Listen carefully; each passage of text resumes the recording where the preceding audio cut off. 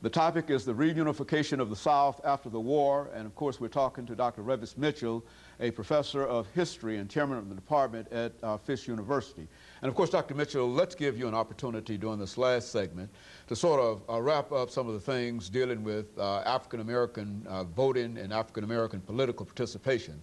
I think you've already given us his entrance into politics shortly after the war and the impact that he had on politics, but let's expand that and talk about his removal and some of those things that are associated with it. While those Union soldiers in the South, they protect the black voter.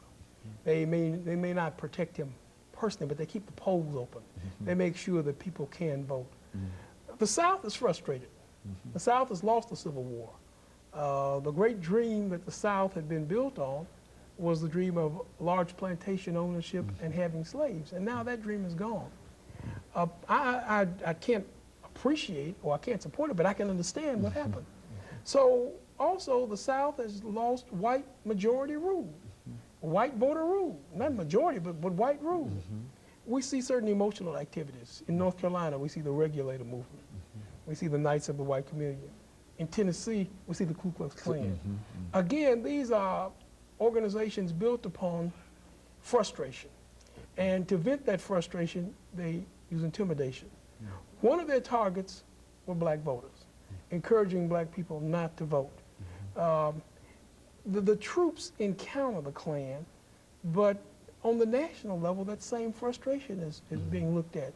Economically, it's costing the North to keep those troops in the South. It's a period of national disunion.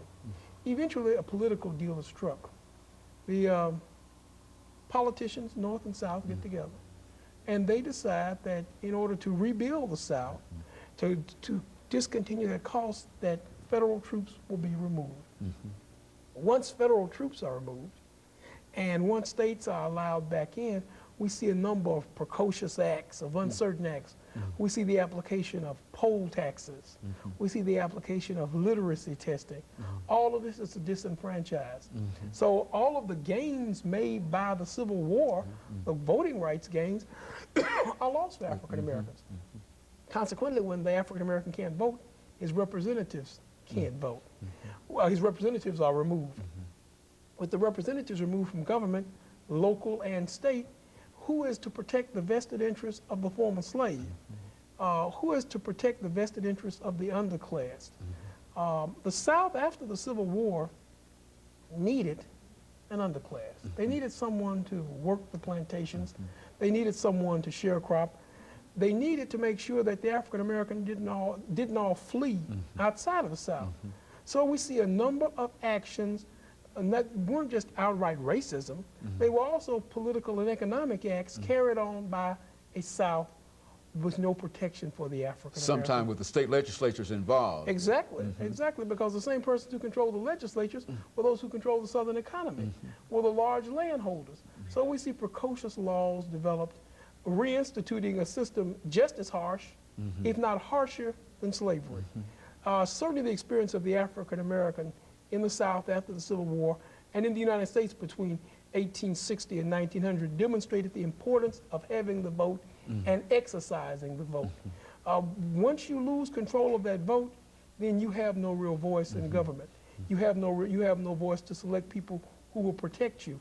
You have no voice to select people who will enhance your position in a nation. Well, and so Dr. Mitchell, essentially, are you saying that as long as Africans were able to participate in the politics of the South during that period shortly after the war up until the time that they were eliminated in 1890, that they had some influence, influence enough to, in a real sense, control legislation, at least deal with legislation. That's right. But once they were removed in 1890, and they will be removed until 1960, they no longer have any kind of influence, and segregation comes out. They become victims.